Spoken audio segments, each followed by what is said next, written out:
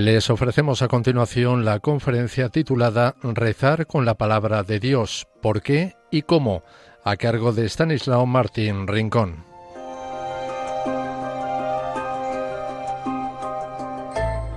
Esta conferencia se ha impartido durante el tiempo de Adviento en la parroquia Nuestra Señora del Pilar de Madrid.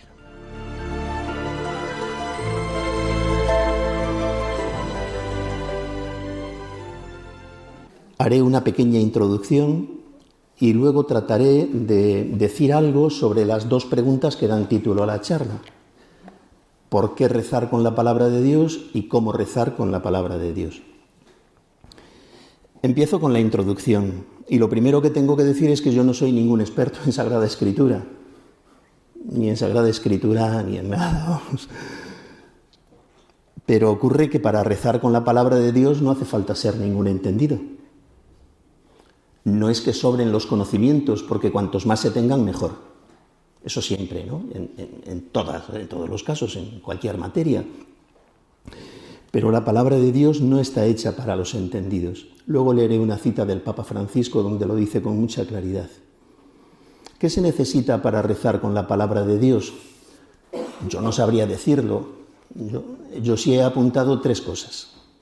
La primera, tener acceso a ella. Bien escuchándola, bien con la lectura. Pero lo más importante es la escucha, no es la lectura. Puede parecer que si uno no sabe leer, pues se le queda muy cerrada la puerta a la Sagrada Escritura. No es verdad, no es verdad. De hecho, el Señor, cuando habla de la palabra, que habla muchas veces, Él siempre dice, escuchad. El que escucha mis palabras y las pone en prácticas, el hombre que no escucha mis palabras, no hay una invitación directa a leer, sino a escuchar. Tampoco es que estorbe la lectura, lógicamente. En segundo lugar, querer hacer con la palabra, cada uno individualmente, lo mismo que hace la Iglesia para todos. ¿Qué es lo que hace la Iglesia con la palabra? Pues dicho de una manera muy genérica, porque hace mucho, pero dicho de una manera muy genérica, servirla y dejarse servir por ella al mismo tiempo. Es una especie de reacción de circularidad donde los que somos servidores de la palabra al mismo tiempo somos servidos por la palabra. Somos servidores por la palabra es una expresión textual del Evangelio de San Lucas, así empieza. Él empieza recabando los testimonios que recaba para escribir su Evangelio de los que él llama los servidores de la palabra. Y luego que la palabra está a nuestro servicio, pues es muy fácil, se ve con mucha facilidad también, es muy fácil de ver, ¿no? Dice San Pablo en la carta a los Romanos que todo lo que se escribió en el pasado se escribió para enseñanza nuestra. Es decir, los destinatarios, que decía hace un momento, de la palabra no son los expertos, son los hijos. Si además algunos hijos son expertos, pues mejor que mejor, ¿no? Pero siempre les hará mucho más bien por ser hijos que por ser expertos. Decía que iba a leer unas palabras del Papa Francisco. Las leo ahora. La Biblia no puede ser solo patrimonio de algunos, y mucho menos una colección de libros para unos pocos privilegiados. Pertenece en primer lugar al pueblo convocado para escucharla y reconocerse en esa palabra. A menudo se dan tendencias que intentan monopolizar el texto sagrado relegándolo a ciertos círculos o grupos escogidos. No puede ser así. La Biblia es el libro del pueblo del Señor que al escucharlo pasa de la dispersión y la división a la unidad. La palabra de Dios une a los creyentes y los convierte en un solo pueblo. Y luego hace falta una tercera cosa, aparte de otras, de las tres que yo he señalado, hace falta también tomar conciencia de la importancia que tiene la palabra de Dios en nuestra vida y para nuestra oración. Tanto el Papa actual, Francisco, como el anterior, Benedicto XVI, han insistido mucho en esto.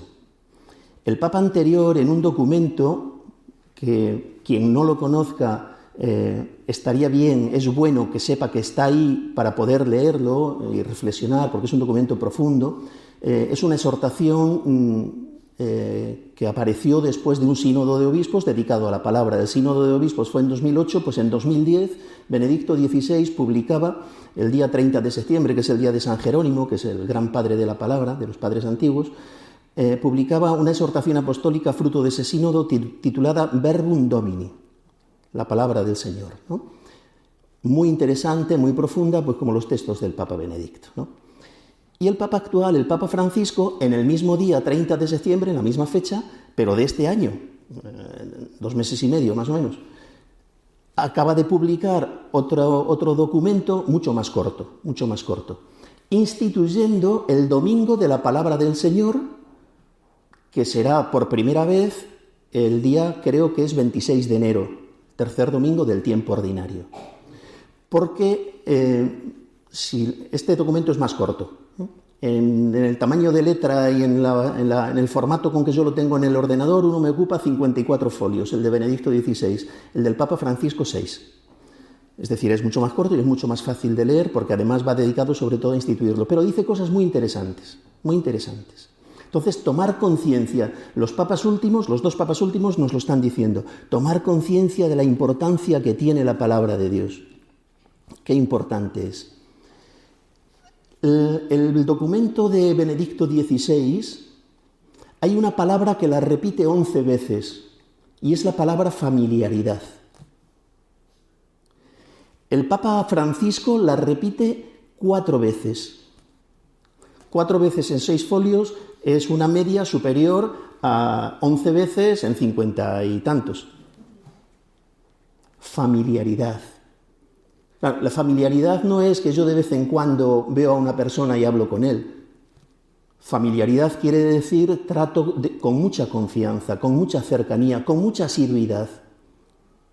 Es un trato continuo. Pues esta es, a mi modo de ver, una de las claves de estos dos papas. Importancia de la palabra de Dios. Sobre esto hay mucho escrito, especialmente el Concilio Vaticano II dedicó una constitución a la palabra de Dios, preciosa también y documento fundamental, ¿no? La Dei Verbum. Pero para nuestros días, para nuestro momento concreto, estos dos papas nos han ilustrado mucho con estos dos documentos. Verbum Domini Benedicto XVI, Aperuit Illis, les abrió el entendimiento referido a lo de Maús, la del Papa Francisco, una carta suya. Pues bien, familiaridad. Voy a leer alguna de estas cosas del Papa Benedicto. También leeré luego algo del Papa Francisco en este mismo sentido. El documento del Papa Benedicto XVI, claro, tiene 124 puntos. Cuando él lo estructura, saca 124. Bueno, pues en el 121, es decir, ya terminando, ya cuando uno va diciendo lo más importante que quiere decir, lo que no quiere que se le olvide, dice así: al término de estas reflexiones, deseo exhortar una vez más a todo el pueblo de Dios, a los pastores, a las personas consagradas y a los laicos, a esforzarse para tener cada vez más familiaridad con la Sagrada Escritura. Nunca hemos de olvidar que el fundamento de toda espiritualidad cristiana auténtica y viva es la palabra de Dios anunciada, acogida, celebrada y meditada en la Iglesia. Y vuelve a la carga unas líneas antes de poner la firma.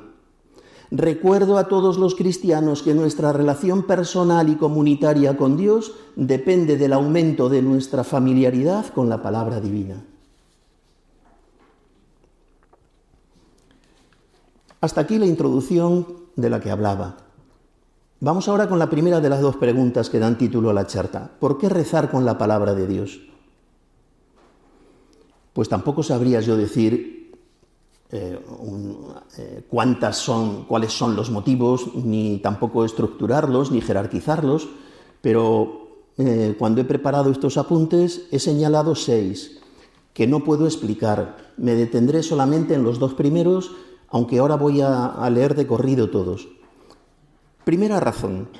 El fundamento, lo acaba de decir, está tomado del Papa Benedicto, pero lo repito. El fundamento de toda espiritualidad cristiana auténtica y viva es la palabra de Dios, anunciada, acogida, celebrada y meditada en la Iglesia. Segunda razón. Nuestra relación personal y comunitaria con Dios depende del aumento de nuestra familiaridad con la palabra divina. Esto es lo que había leído antes. Tercera razón. porque en la palabra de Dios se nos revela cuál es la voluntad de Dios. Para todo el pueblo, para toda la Iglesia y para cada uno de nosotros en particular. Es una razón poderosa, porque la perfección cristiana, la santidad, no consiste en otra cosa que en hacer siempre de la mejor manera posible la voluntad de Dios. Y esa se nos revela en la palabra. Si no tuviéramos la palabra no sabríamos cuál era la voluntad de Dios. Cuarta razón, la he tomado de Santa Teresa de Jesús y me parece que es muy, muy importante. Dice así, en el libro de su vida: todo el daño que viene al mundo es de no conocer las verdades de la Escritura. Me gustaría tener tiempo para detenerme en ella, porque esta tiene peso, ¿eh? Todo el daño que viene al mundo está en que no conocemos las verdades de la Escritura. Quinta razón. También me gustaría detenerme, pero no puedo. Puede parecer de menor peso, pero no lo es, ¿eh? Digo que puede parecer de menor peso porque la razón que yo he puesto en quinto lugar para rezar con la palabra, para dar respuesta a esta pregunta, ¿por qué rezar con la palabra?, es que tiene premio. Rezar con la palabra tiene premio. Digo que eso puede parecer que es una razón menor, pero no lo es cuando os diga en qué consiste el premio. Indulgencia plenaria, con estas condiciones.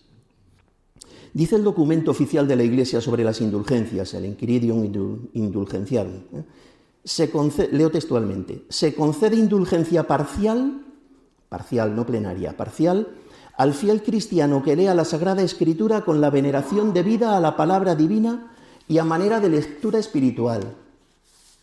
La indulgencia será plenaria si lo hace por espacio de media hora por lo menos. Parcial si es de menos de media hora, plenaria si es de al menos media hora. ¿Cuáles son las condiciones? Aparte de las habituales para todas las indulgencias, que no las vamos a repetir ahora ni a decir, ¿no? Pero lo que dice exactamente es que lea la Sagrada Escritura con la veneración debida a la palabra divina y a manera de lectura espiritual.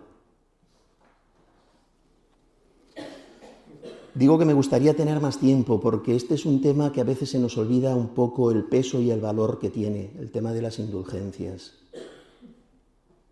La indulgencia es por lo menos el segundo, una indulgencia plenaria conseguida, aplicada por un alma del purgatorio, es al menos el segundo acto de caridad más importante que una persona puede hacer.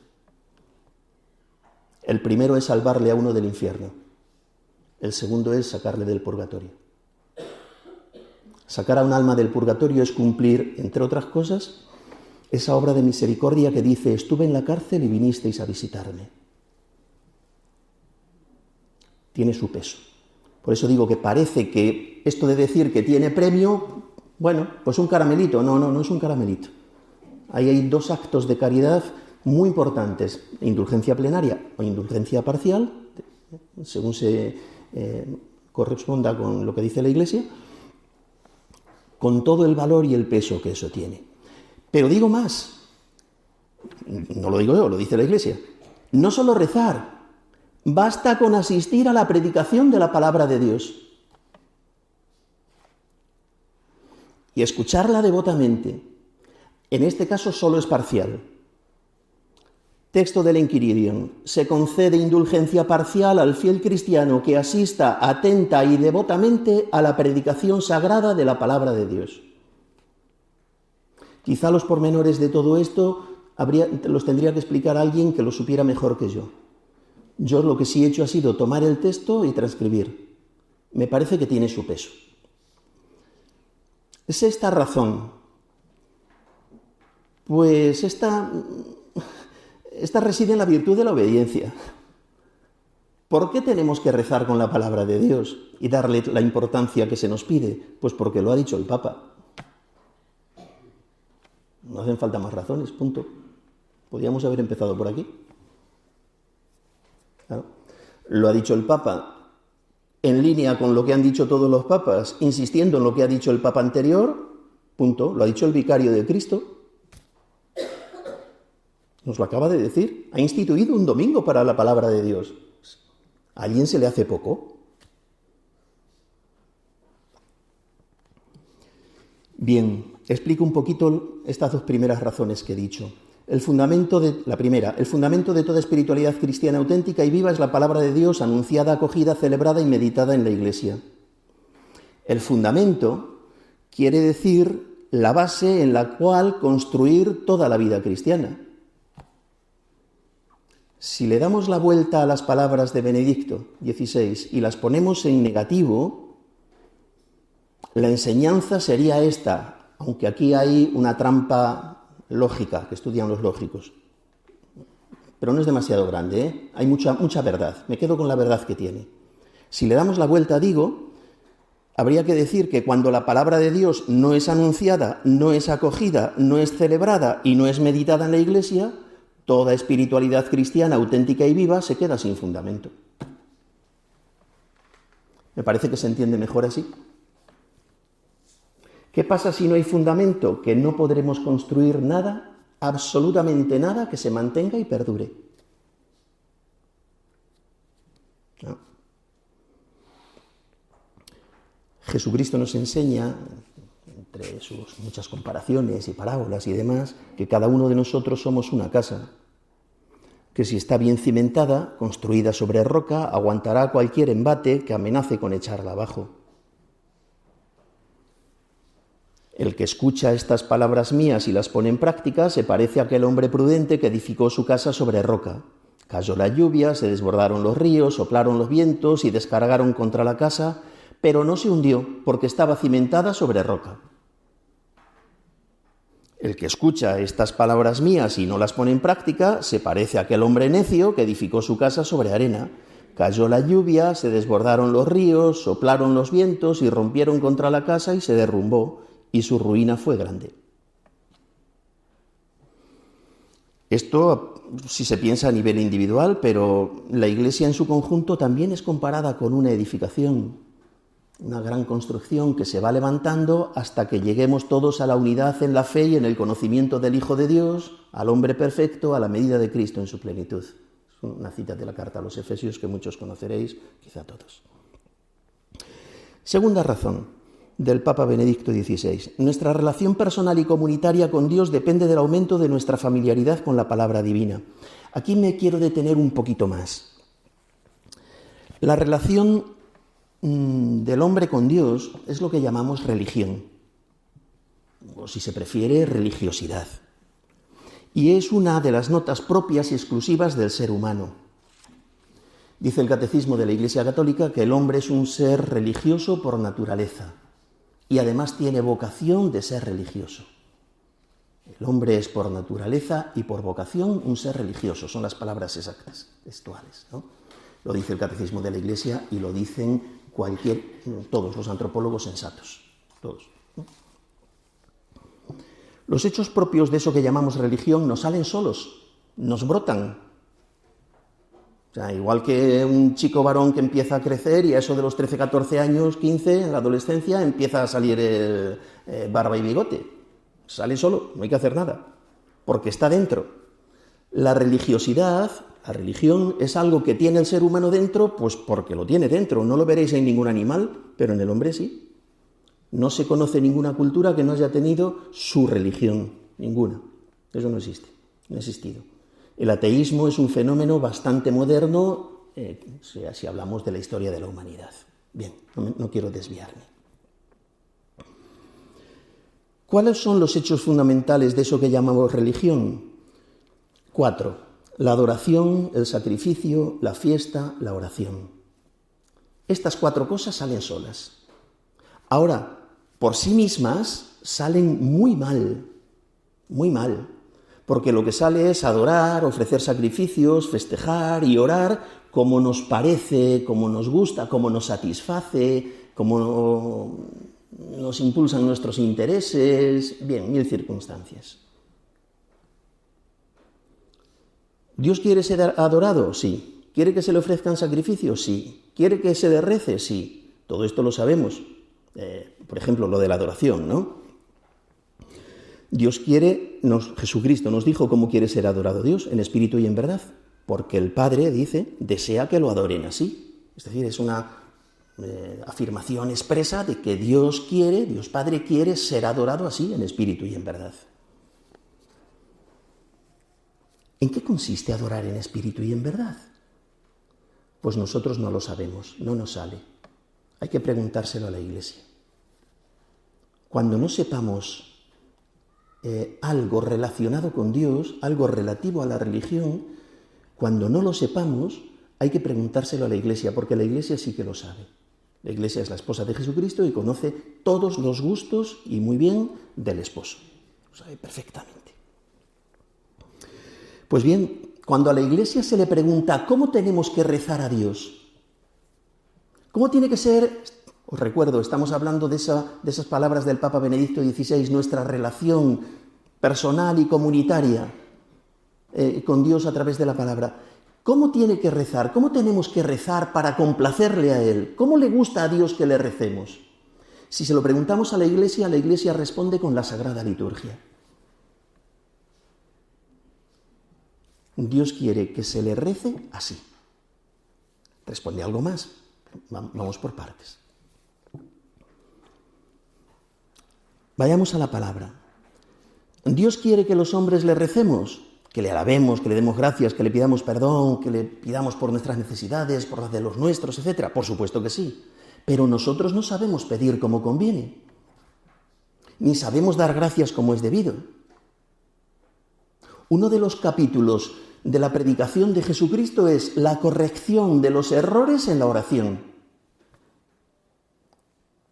Porque estaba viendo que muchos judíos, que eran el pueblo que sí que debía saber, estaban haciendo lo que los paganos, pues rezar como les salía.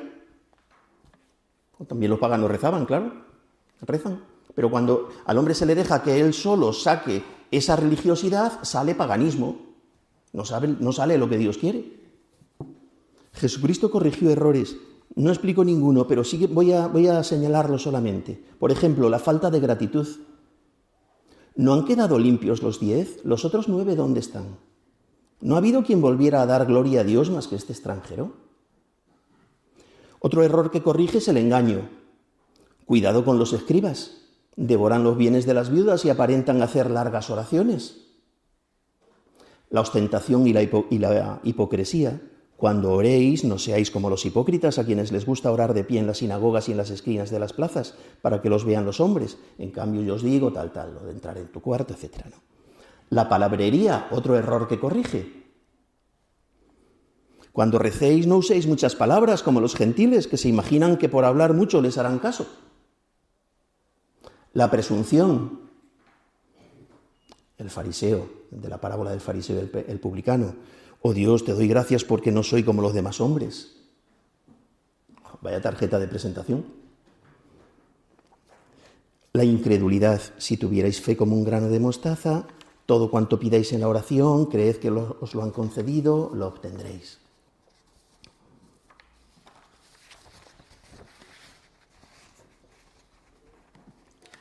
Y la Iglesia, después de la enseñanza de Jesús, tuvo que seguir corrigiendo errores. Dice Santiago, pedís y no recibís porque pedís mal. ¿Cómo rezar como Dios quiere? ¿Cómo a Dios le complace?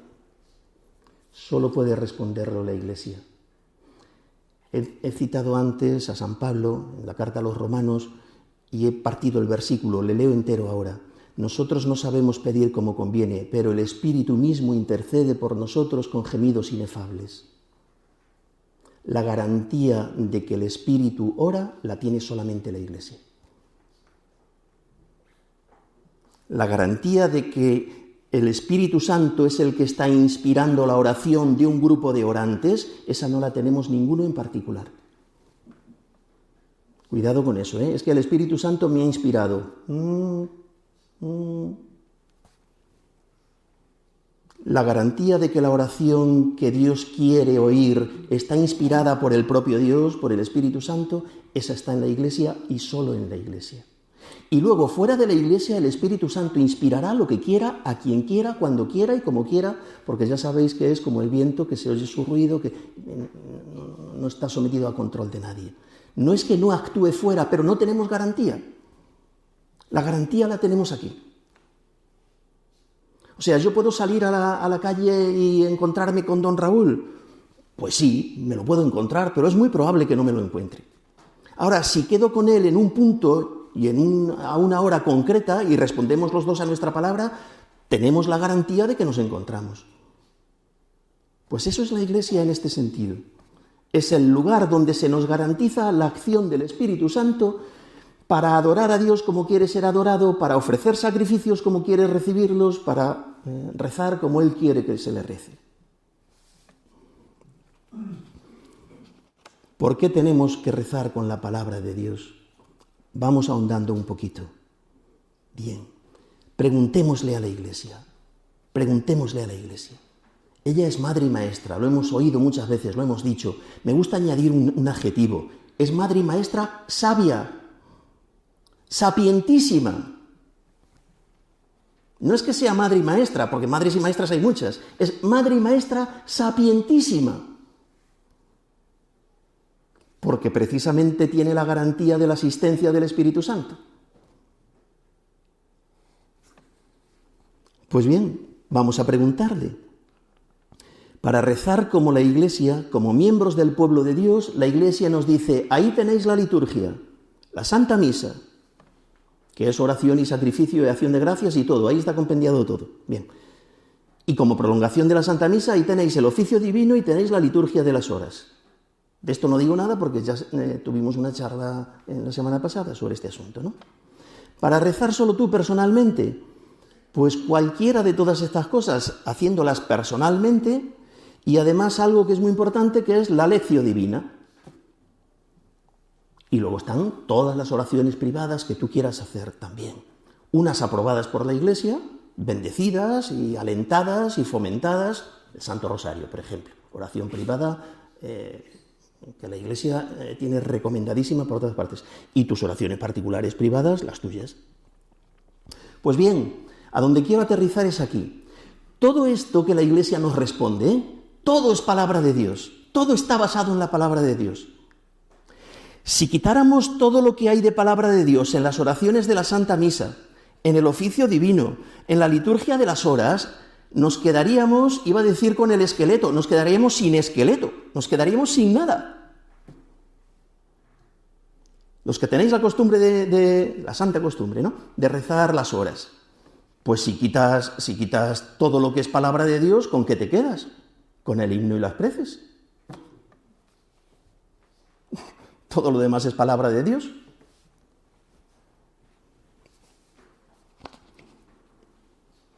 Todo es palabra de Dios. Pero es más, tampoco existiría la lección divina, porque está basada en la palabra de Dios. Ahora diré, una breve idea solamente sobre la lección divina. ¿Nos quedaríamos sin Padre Nuestro para nuestras oraciones privadas? El Padre Nuestro es palabra de Dios. Y el Ave María, en su primera parte, es palabra de Dios. Y el credo es una síntesis de todo el Evangelio. Vamos, de toda la Escritura. Y todos los mandamientos son palabra de Dios. Y la celebración de todos los sacramentos está basada en la palabra de Dios. Quita la palabra de Dios, ceguera absoluta, vamos, paganismo.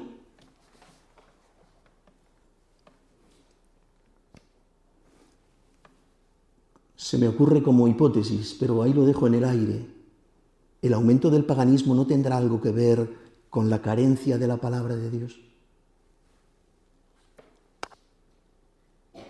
No sé responder, ni es cosa de meternos ahora en ello, ¿no? Última parte, segunda pregunta. ¿Cómo rezar con la palabra de Dios? A ver, yo no puedo decir demasiado de esto, porque yo no me tengo por un gran orante con la palabra de Dios, ni mucho menos. Pero sí hay un par de ideas que creo que puede estar bien comentar. Lo de la lección divina. ¿Qué es la lección divina?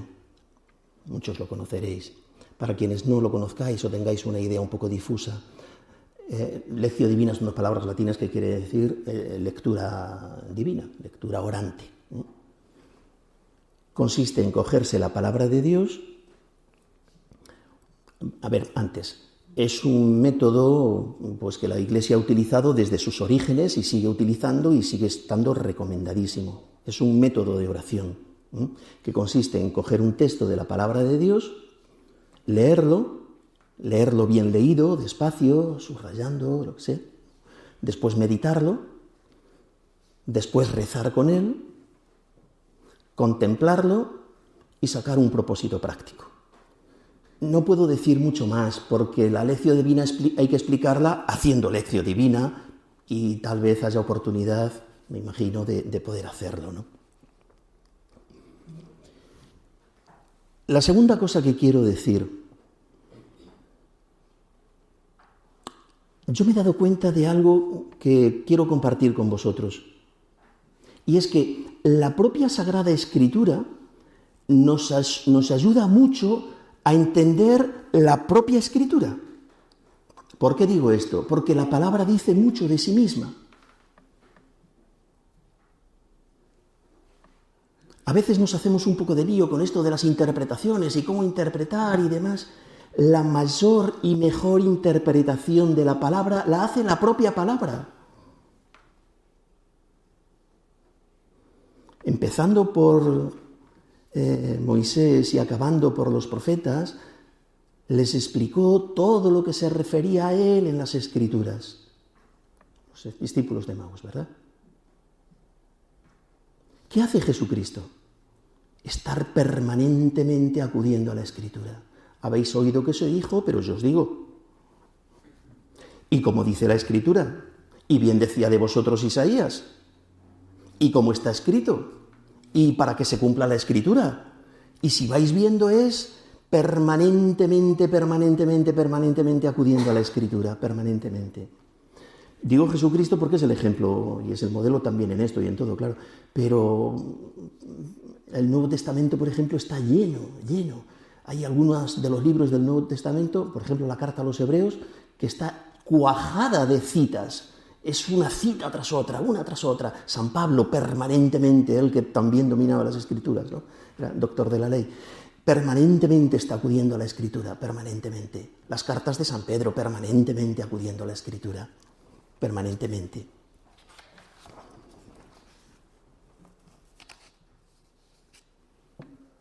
La Virgen María. De la Virgen María nos ha llegado esa oración preciosa del Magnificat. El Magnificat es una oración compuesta de Antiguo Testamento, de Sagrada Escritura. Poneos en escena. La Virgen María llega después de un viaje no pequeño, 100 y pico kilómetros parece ser, llega a donde vive Isabel, a la montaña de Judá, dice el texto, y tienen un saludo además inspirado por el Espíritu Santo, aparte de que quisieran saludarse como parientes que eran y conocidas y queriéndose mucho, claro. ¿Y qué es lo que hace, qué es lo que le sale solo a la Virgen María? Pues prorrumpe en una oración preciosa con 9 citas del Antiguo Testamento. 2 del primer libro de Samuel, 3 de 3 salmos distintos, 1 del libro de Job y 3 del Génesis. Eso es familiaridad con la Escritura, ¿eh? Eso es familiaridad con la Escritura. Es evidente que la tenía muy interiorizada, muy interiorizada. Voy a poner algunos ejemplos. Lo que conocemos como el prólogo de San Juan, que son los primeros 18 versículos del Evangelio de San Juan, del primer capítulo, pues no sé si os habéis dado cuenta, pero es el ejemplo más claro en el cual la Escritura está hablando de la palabra.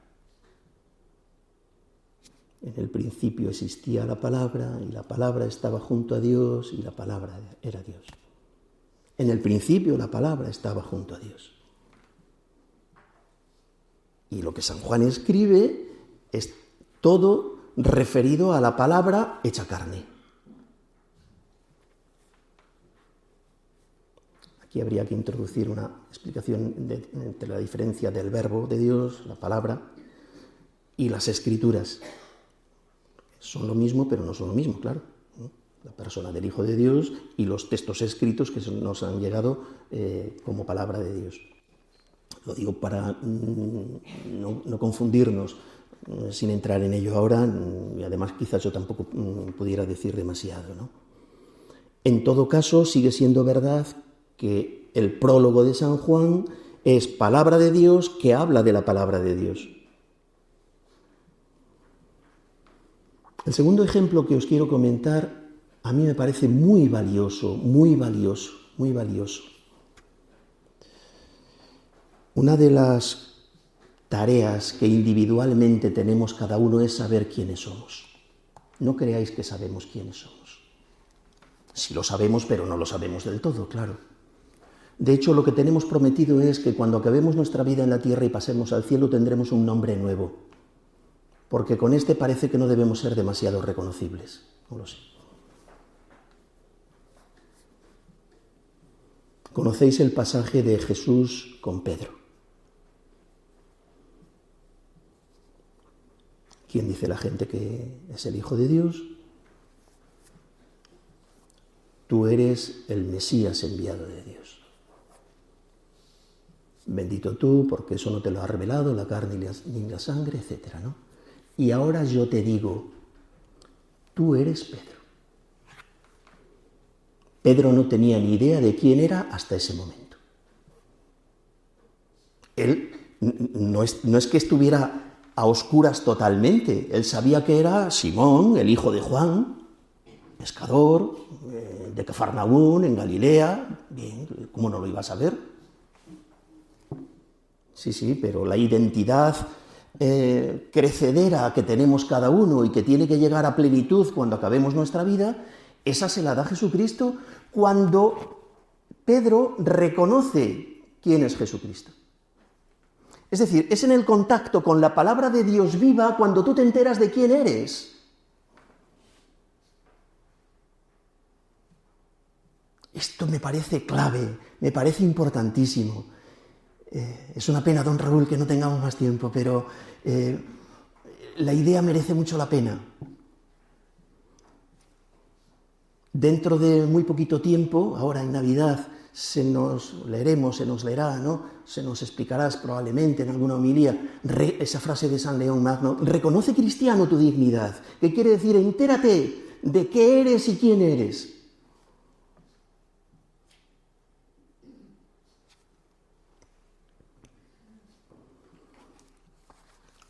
Dice Jesús: la Escritura llama dioses a aquellos a quienes vino la palabra de Dios, y no puede fallar la Escritura. ¿Cómo se pueden oír estas palabras y quedarnos como si tal cosa?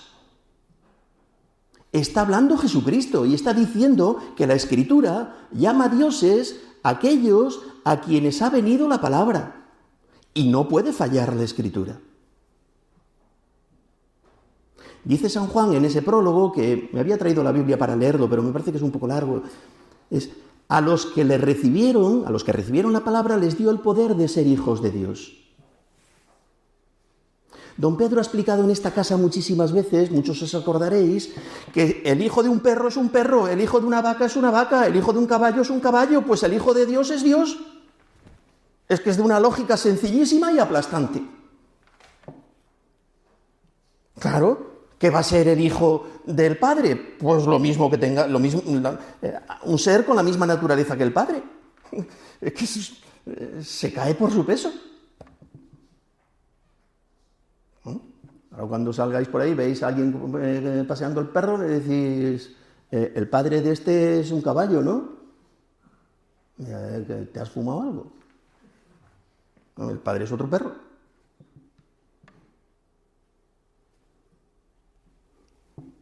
A los que lo recibieron les dio el poder de ser hijos de Dios. Pues si son hijos de Dios, son Dios. Por participación, adoptivos, todo eso que sabemos y que ahora no podemos decir nada. Pero la Escritura no puede fallar, ¿eh? ¿Cómo se puede decir esto?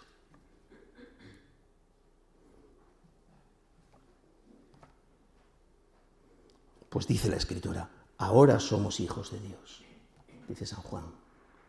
Y lo remarcha con unas exclamaciones, pues lo somos. Tarea para toda la vida, descubrir todas las implicaciones que tiene en mi vida saber que soy hijo de Dios. Porque claro, es una cosa que aprendemos de pequeñitos, en catequesis, y lo vamos repitiendo, bueno, pues ahí como si fuera una cosa más, como nos hemos aprendido los 7 sacramentos, o los 10 mandamientos, o no. Pero hombre, esto es lo que la Escritura, hablando de sí misma, me proyecta como una luz impresionante para toda mi vida. Fijaos, por ejemplo, dónde se quedan los títulos, dónde las categorías humanas, dónde estos compartimentos que hacemos. Cuando hablo de títulos, no hablo solo de títulos académicos, también, pero hay títulos de propiedad que dan mucho caché. Hay títulos que son pues, las acciones de una gran empresa, de una compañía, de un banco, eso también se llaman títulos, ¿no? El único título que merece la pena es ese, que es el único que conservaremos durante toda la eternidad.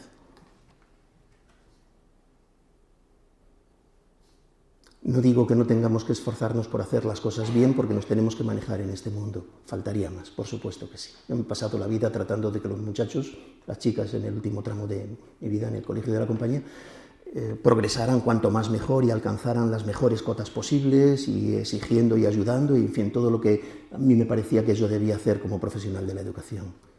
Pero el gran título no es el que me va a dar ninguna universidad de este mundo. Esto me lo dice la palabra de Dios. No basta saber con que somos hijos de Dios. Ahora que ya sabemos que lo somos, a un hijo hay que alimentarle. Pues bien, dice el libro de la sabiduría que la variedad de frutos no alimenta al hombre, sino tu palabra que mantiene a los que creen en ti. Y bueno, bien conocida, ¿no? La respuesta que dice Jesucristo a Satanás en una de las tentaciones, ¿no? No solo de pan vive el hombre, sino de toda palabra que sale de la boca de Dios. Por cierto, está citando al Deuteronomio. Ahí Jesucristo está citando el Antiguo Testamento. No solo de pan vive el hombre, es una cita del Antiguo Testamento, del Deuteronomio. Hay que instruirlo, hay que educarlo. Bien, vayamos a San Pablo y a la palabra. En la segunda carta a Timoteo, San Pablo, hablando de las Sagradas Escrituras, dice esto: ellas pueden darte la sabiduría que conduce a la salvación por medio de la fe en Cristo Jesús. Toda escritura es inspirada por Dios, es también útil para enseñar, para arguir es argumentar, para corregir, para educar en la justicia, a fin de que el hombre de Dios sea perfecto y esté preparado para toda obra buena. Toda escritura es útil para esto. A un hijo muchas veces hay que curarlo, pues la palabra cura. La palabra cura. La palabra dice de sí misma que es curativa, que es sanadora. Él cura todas las enfermedades. Dice un salmo, y sana los corazones destrozados. ¿Y cómo lo hace? Él es Dios. ¿Y cómo lo hace? Todo lo que Dios ha hecho, lo ha hecho con su palabra. Todo. Todo lo que hace, lo hace por medio de su palabra. Por eso el autor del libro de la sabiduría puede exclamar así, también con exclamaciones, ¿no? Tu palabra, Señor, que todo lo sana. Y si os dais cuenta, pues eso era lo que hacía Jesús. Todo lo que hace Jesús no usa ninguna otra herramienta sino su palabra. Todos sus milagros, todos sus signos, toda su enseñanza, todas las conversiones, todo lo que hace es su palabra. Su palabra.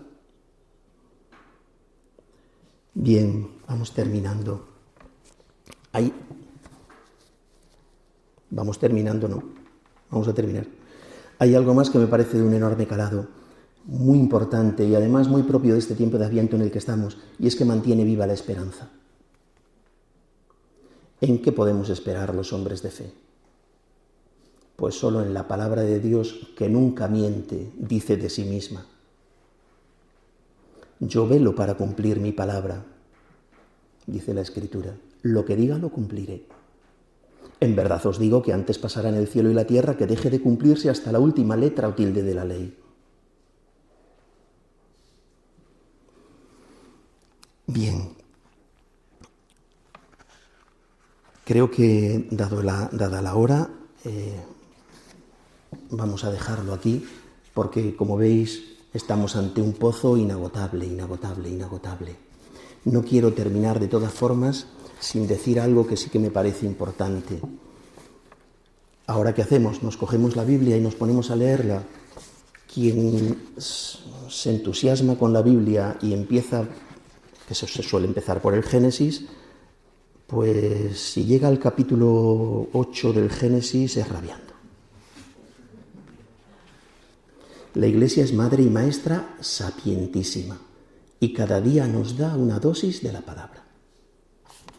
Las lecturas de cada día, lo hacéis muchos, no os voy a descubrir nada. La editorial Verbo Divino tiene editada una colección de libros de lección divina para cada día del año con las lecturas de cada día, con una explicación de todas las lecturas de cada día. Eso así un día y otro día y otro día y otro día y otro día, la palabra de Dios va entrando porque es más tajante que espada de doble filo y entra hasta donde pues se divide en alma y cuerpo, ¿no? Dice San Pablo. Y uno sin enterarse acaba empapado de palabra de Dios. Y cuando se pone a hablar, habla palabra de Dios, que es lo que hacía la Virgen María y es lo que hizo Jesús. Y mirad, yo dentro de mi profesión me ha tocado, por obligación, hablar con muchas personas, con muchos padres. Al principio me fijé mucho en las técnicas, hice varios cursos, estudié lo que pude por aquí, por allí, orientación personal, orientación familiar, este tipo de cosas, todas buenas, no desmerezco ninguna. Pero sí sé que cuando yo digo algo que es de mi cosecha, eso no vale para nada. No hace falta que diga que está en Isaías 43, 7, pero si lo que digo está dentro de la Escritura, eso entra, cala y a veces brota y a veces no, y a veces se sofoca. Eso ya depende de más cosas, ¿no? Pero dice la palabra de Dios de sí misma que es eficaz. Eficaz quiere decir que produce lo que dice. Jesucristo decía, levántate, y se levantaba. Decía, queda limpio, y se quedó limpio. Es eficaz, produce lo que dice. Cuando tú le dices a alguien algo que es palabra de Dios, produce lo que dice, bien, hay que contar con la recepción, claro. Pero tú por tu parte estás poniendo lo mejor que puedes, porque es la mayor fuente de autoridad. Conocéis eso que dice el profeta Isaías, ¿no? Que como ocurre con la lluvia, que no baja del cielo sin producir su efecto, así ocurre con la palabra de Dios, que produce su efecto y no vuelve vacía, sino que vuelve después de haber producido su efecto. Bueno, pues hasta aquí. He dicho que iba a terminar y veo que esto se me alarga, así es que nada más. Con esto ya terminamos. Muchas gracias por vuestra atención y si os parece, pues rezamos un Gloria. Gloria al Padre y al Hijo y al Espíritu Santo. Santa María del Pilar.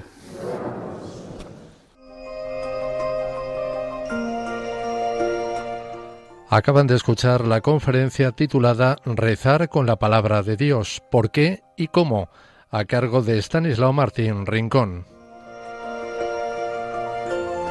Conferencia que ha sido impartida en la parroquia Nuestra Señora del Pilar de Madrid en este tiempo de Adviento.